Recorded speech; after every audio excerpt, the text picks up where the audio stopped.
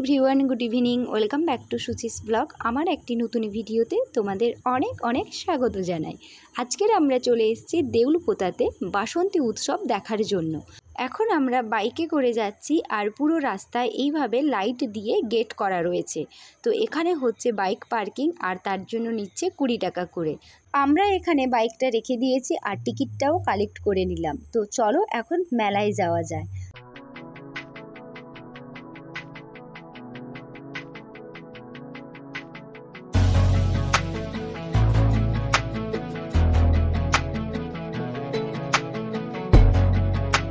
এখন আমরা বাসন্তী মেলার একদম ফার্স্ট গেটে চলে এসেছি। তো তোমরা সবাই গেটটা দেখে নিয়েছো। তো গেট থেকে রাস্তাটা এইভাবে ডেকোরেশন করা রয়েছে, যেটা খুবই সুন্দর আর ইউনিক মনে হয়েছে আমার, কারণ অনেক রকমের কাজ ছিল আর লাইটিংটাও খুব সুন্দর রয়েছে। এরপর আমরা যাব মেন প্যান্ডেলে, যেটা এই বছরের এখানকার পুজোর থিম রয়েছে। তো চলো কি রয়েছে সেটা তোমাদেরকেও দেখাবো আর আমরা নিজেরাও দেখবো, দেখতে থাকো।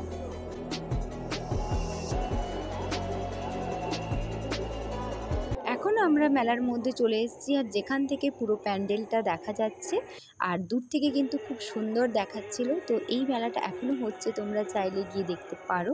তো এখানকার বাসন্তী মেলা খুবই সুন্দর হয়।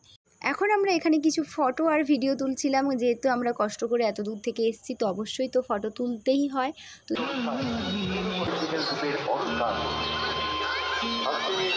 তো চলো ফ্রেন্ডস, আজকের আমরা প্যান্ডেলের মধ্যে কি দেখলাম সবটাই দেখাবো, দেখতে থাকুন। আমরা চলে এসেছি নবমীতে আর নবমীতে ভিড়ভাড়টা মোটামুটি রয়েছে। তো এখানকার প্যান্ডেল তো খুবই সুন্দর হয়েছে। তো চলো এখানকার প্রতিমা কেমন সেটা তোমাদেরকে দেখাই।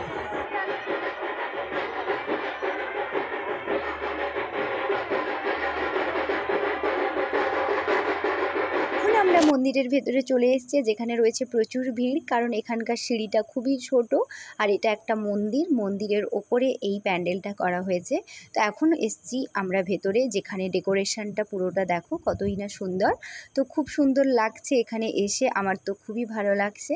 তো যারা যারা এখানে এসছো তারা কিন্তু আমার ভিডিওতে অবশ্যই কমেন্ট করে জানিও। তো চলো এখন হচ্ছে কি না মায়ের আরতি। তো নবমীতে মায়ের আরতি প্রায় 10টার দিকে শুরু হয়ে গেছে। তো এখানে দাঁড়িয়ে মাকে প্রণাম করলাম এবং মায়ের আরতি দেখলাম।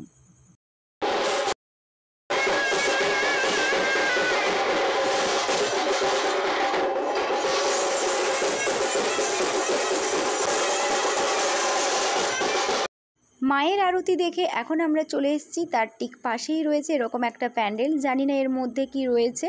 তো সবাই যাচ্ছে, চলো আমরাও যাচ্ছি। তো কি আছে সেটা তোমরা দেখে নাও।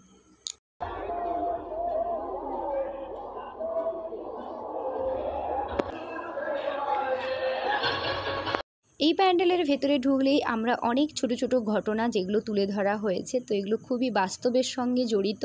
তো এখানে ছোট ছোট করে ঘটনার মাধ্যমে দেখানো হয়েছে। তো চলো এগুলো কি রয়েছে সেটাও তোমরা দেখে নাও। তো আমি পরপর করে তোমাদের সঙ্গে দেখাচ্ছি। তো এটা ভণ্ড সাধুর কু ইঙ্গিত, এইটা এখানে দেখানো হয়েছে। তো কিছু সোশ্যাল মেসেজ এইসবের মাধ্যমে দেওয়া হয়েছে। ভণ্ড বৈষ্ণবের কুদৃষ্টি, এই জিনিসগুলো এখানে রয়েছে।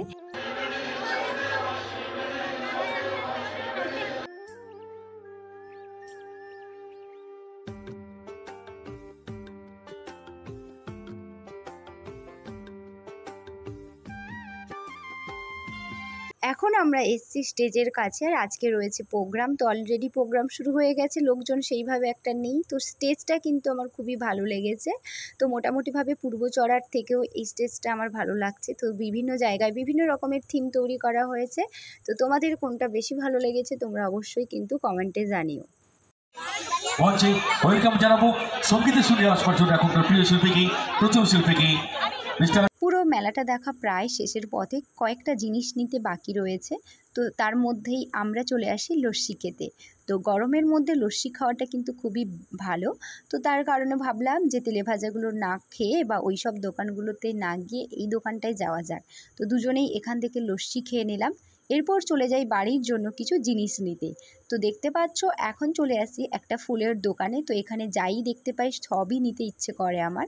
তো তার মধ্যে কয়েকটা জিনিস নিয়েছি আমার রুম ডেকোরেশনের জন্য। তো কী কী নিলাম পরে তোমাদেরকে একটা ভিডিওতে শেয়ার করব। তো এরপর চলে আসি আর একটা দোকানে যেখানে আমি পাপা আর মামামের জন্য জিনিস নিচ্ছিলাম। বাজা আর ছোট বাবার গুলতিটা দেখা।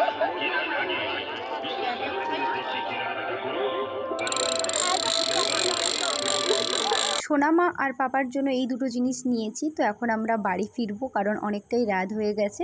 আর তারপর আমাদের পুরো মেলাটাও কিন্তু দেখা হয়ে গেল। তো দেখতে পাচ্ছ এটা হচ্ছে বাইরে যাওয়ার গেট। তো এটার পর আমরা চলে আসি আবার আমাদের বাড়ির পাশে যে পূর্বচড়ার বাসন্তী মেলা হচ্ছে সেখানে। আর এরপর আমরা এই মেলাতে চলে যাই একটা সানগ্লাস দোকানে। তো তোমাদের দাদা ভাইয়ের জন্য একটা সানগ্লাস নেওয়ার ছিল, মানে কোন সানগ্লাসটা নেবে সেটাই দেখছিলাম। তারপর এখান থেকে কিন্তু একটা সানগ্লাস আমরা কিনে বাড়ি ফিরি।